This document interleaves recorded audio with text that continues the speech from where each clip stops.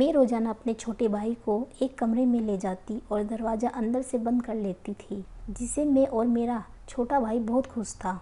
लेकिन एक दिन मेरी चाची ने मुझे और मेरे छोटे भाई को साथ में कमरे जाते देख लिया। फिर नमस्ते दोस्तों, स्वागत है आपका एक बार फिर से हमारी आज की रोचक कहानी में। ये कहानी एक सच्ची कहानी है।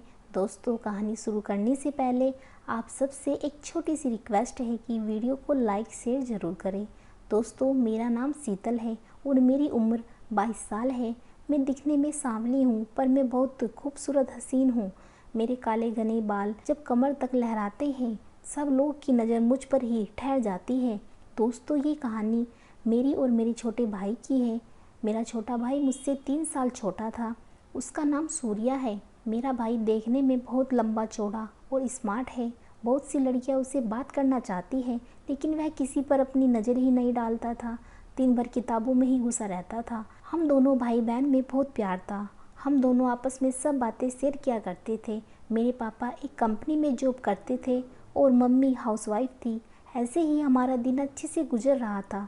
फिर पता नहीं किसकी नज़र हमारे घर पर लग गई और हम दोनों भाई बहन, शनिवार का दिन था, उस दिन पापा की छुट्टी थी, तो उन्होंने सोचा बहुत दिन से मम्मी को कोई नए कपड़े नहीं दिलाए थे, तो क्यों ना मैं उसे आज अपने साथ घूमने ले जाऊं। दोस्तों, मम्मी पापा को अपने साथ घुमाने ले गए और इधर हम दोनों भाई बहन यानी मैं और अपने कॉलेज गई थी और छोटा भाई स्कूल गया था। और छुट्टी होने के बाद जब शाम को घर आए, तब सामने का नज़ारा देखकर हमारी तो जान ही निकल गई थी। हमने देखा कि मम्मी पापा इस दुनिया को छोड़कर चले गए। तब उस वक्त हमारे चाचा चाची ने ही मुझे और मेरे छोटे भाई को संभाला और रोटी कपड़ा का सहारा दिया। लेकिन हम दोनों भाई बहन उनके बच्चों से ज़्यादा पढ़ने में तेज़ थे और यही बात चाची से देखा नहीं जा रहा था। वो हम दोनों पर बहुत जुल्म करती। उन्होंने तो मेरा और मेरे भाई की पढ़ाई लिखाई तक बंद करा दी थी। और वो चाचा से बोली कि देखो जी, शीतल अब जवान हो गई है और अब तो उसकी बीएससी भी फाइनल हो गई है। अब उसकी शादी के लिए पैसा इकट्ठा करेंगे या फिर उसकी पढ़ाई के लिए। और सूर्या भी बच्चा नहीं रहा, अब 18 साल से ऊपर का हो गया है, कमाने लायक। आप उसको भी कोई काम लगवा दो ताकि वो जो पैसा कमाएगा उसे उसकी बहन का होगा। हम लोग इतना कैसे कर पाएंगे, आखिर हमारी भी तो 2 लड़कियां हैं। चाचा बोले, हाँ बात तो तुम सही बोल रही हो। चाचा मेरे छोटे भाई सूर्या को अपने साथ काम पर ले जाने लगे। सूर्या बहुत उदास था क्योंकि उसको आगे की पढ़ाई करना था। फिर मैं सूर्या कैसे भी समझाई और एक दिन मुझे बहुत अच्छा मौका मिला क्योंकि उस दिन चाचा चाची किसी काम से बाहर गए थे। वो दोनों घर पर नहीं थे। तभी छुपकर मैंने अपने छोटे भाई को एक कमरे में ले जाकर और दरवाज़ा अंदर से बंद कर दी। 2 घंटे बाद दरवाज़ा खोली तो मेरा छोटा भाई और मैं बहुत खुश थे। थोड़ी देर बाद चाचा और चाची आ गए। उनसे हमारी खुशी देखी नहीं गई और वो हम दोनों को खुश देखकर बोली, क्या बात है, तुम दोनों आज बहुत दिन बाद इतने खुश नज़र आ रहे हो। इससे पहले मेरा भाई कुछ बोलता, मैं बोली, कुछ नहीं चाची, टीवी देख रहे थे तो इसलिए बस। खैर, चाची ने मेरी बात पर ज़्यादा ध्यान ना दिया और वो अपने काम में लग गई। अगले दिन शाम 5 बजे चाची अपनी सहेलियों के साथ दरवाजे पर बैठी थी तो मैं फिर मौका देखकर अपने छोटे भाई के साथ एक कमरे में गई। मौका देखकर मैं और मेरा छोटा भाई एक कमरे में गए और अंदर से दरवाज़ा बंद कर लिया।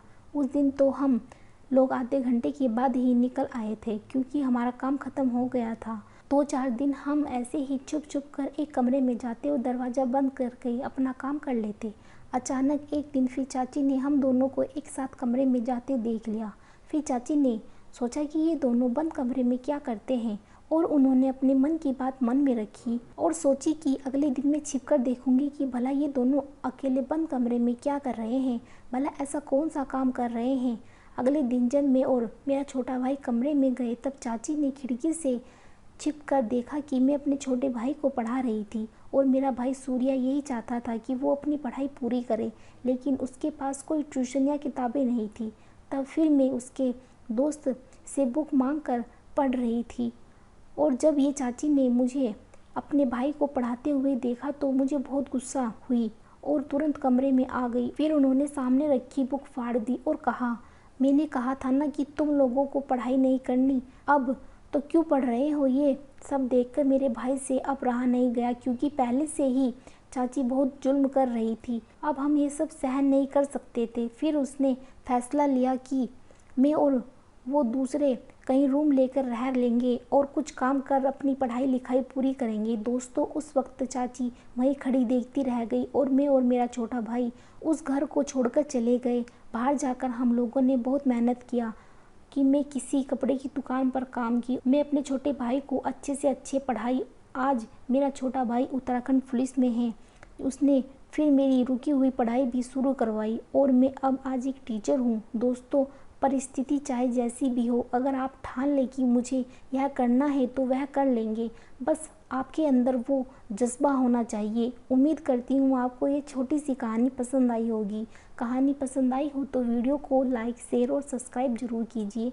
मिलते हैं एक नई कहानी के साथ। तब तक के लिए आप सबका धन्यवाद।